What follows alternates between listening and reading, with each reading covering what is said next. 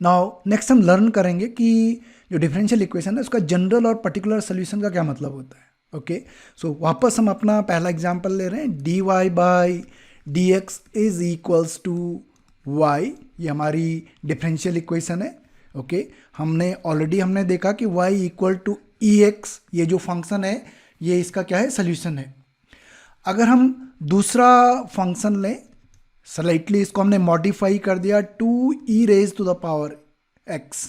Again हम देखेंगे कि ये फंक्शन जो है इस इक्वेशन की left hand side equal to क्या कर देता है, राइट हैंड साइड कर देता है, यानी ये इसको क्या कर देगा, सेटिस्फाई करेगा। So y equal to E raise power X भी इसका सोल्यूशन है, y equal to 2e raise to power X भी इसका सोल्यूशन है। इनफैक्ट अगर हम ये लें y equal to C E raise to the power x, जहाँ c कोई आर्बिट्ररी आर्बिट्ररी कांस्टेंट है, राइट। सो ये भी इस डिफरेंशियल इक्वेशन के लेफ्ट हैंड साइड को क्या बना देगा, राइट हैंड साइड। इसका मतलब ये भी इसको क्या कर रहा है, सेटिस्फाई कर रहा है। जहाँ c जो है आर्बिट्ररी कांस्टेंट है, बिल्कुल वही आर्बिट्ररी कांस्टेंट जो हम इंटीग्रेशन में किसी फंक्शन का इंटीग्रेशन करके हमें एक आर्बिट्ररी कांस्टेंट निकलता है।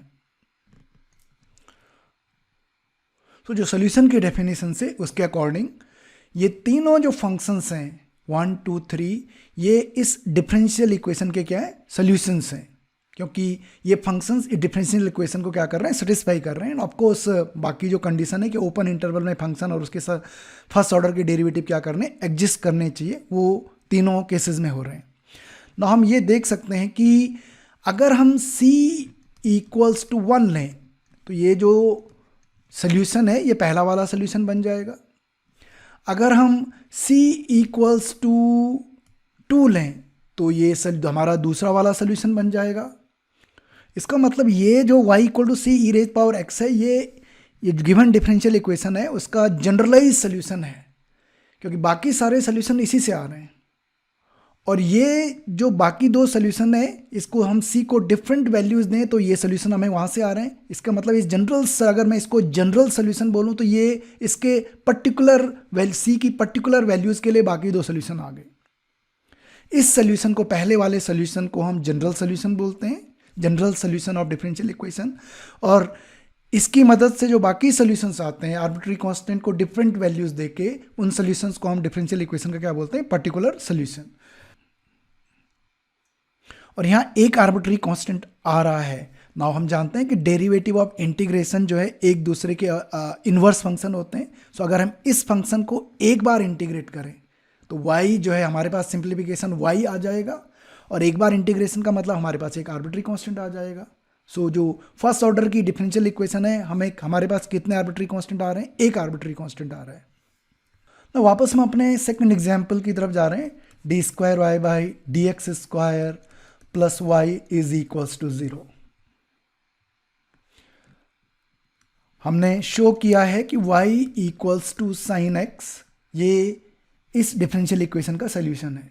ठीक उसी तरह से अगर हम दूसरा फंक्शन ये लें, y equals to 2 sine X, ये भी इस इक्वेशन को सेटिस्फाई करेगा, ये भी इसका सोल्यूशन होगा। अगर हम ये ले लें y इक्वल्स टू -3 से cos x, ये फंक्शन भी इस डिफरेंशियल इक्वेशन को सेटिस्फाई करेगा। तो ये पहला, दूसरा, तीसरा, ये सारे फंक्शंस इस डिफरेंशियल इक्वेशन के सोल्यूशन है।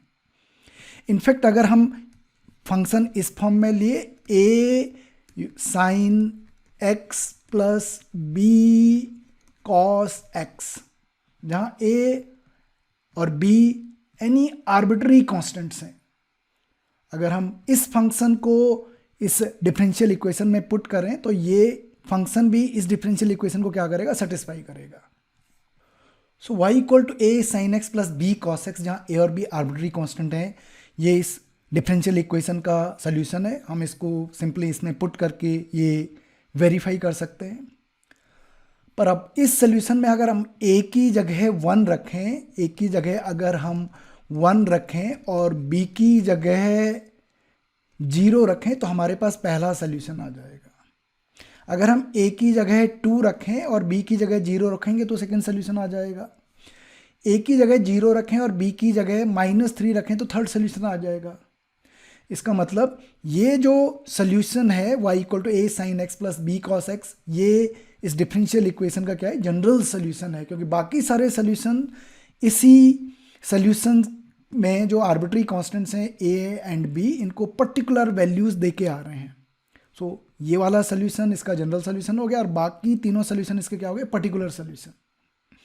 एक चीज हम देख रहे हैं यहाँ पे, फर्स्ट ऑर्डर की इक्वेशन थी तो उसके जनरल सोल्यूशन में कितना आर्बिट्री कांस्टेंट आ रहे थे, एक आर्बिट्री कांस्टेंट। यहाँ पे सेकंड ऑर्डर की इक्वेशन डिफरेंशियल इक्वेशन है तो कितने आर्बिट्री कांस्टेंट आ रहे हैं, दो आर्बिट्री कांस्टेंट।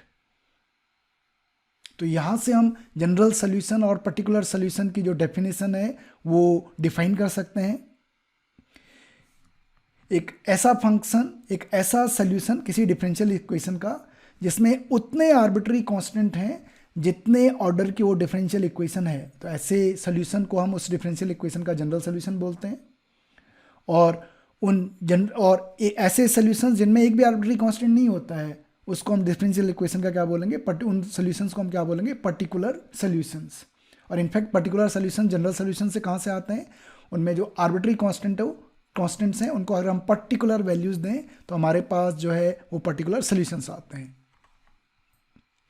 तो फॉर्मली हम डिफाइन कर रहे हैं जनरल और and particular solution of differential equations. General solution, the solution of a differential equation, पहली चीज तो सॉल्यूशन होना चाहिए that contains as many arbitrary constant as is the order of the differential equation. उतने आर्बिट्री कांस्टेंट जितने order के हो क्या इक्वेशन है। अगर ऐसा फंक्शन सोल्यूशन है उस डिफरेंशियल इक्वेशन का तो ऐसे सोल्यूशन को हम क्या बोलते हैं, जनरल सोल्यूशन। और एक ऐसा सोल्यूशन जिसमें एक भी आर्बिट्री कांस्टेंट ना हो, ऐसे सोल्यूशन को हम क्या बोलते हैं, पर्टिकुलर सोल्यूशन डिफरेंशियल इक्वेशन का, पर्टिकुलर सोल्यूशन। और ये नोट बोल रहा है कि पर्टिकुलर सोल्यूशन जो है अलग से निकालने की जरूरत नहीं पड़ती है। ये पर्टिकुलर सोल्यूशन हम कैसे निकाल सकते हैं, जो डिफरेंशियल इक्वेशन का जनरल सोल्यूशन है उसमें जो आर्बिट्री कांस्टेंट्स हैं अगर उनको हम पर्टिकुलर वैल्यूज असाइन करें तो हमारे पास क्या आ जाता है, पर्टिकुलर सोल्यूशन।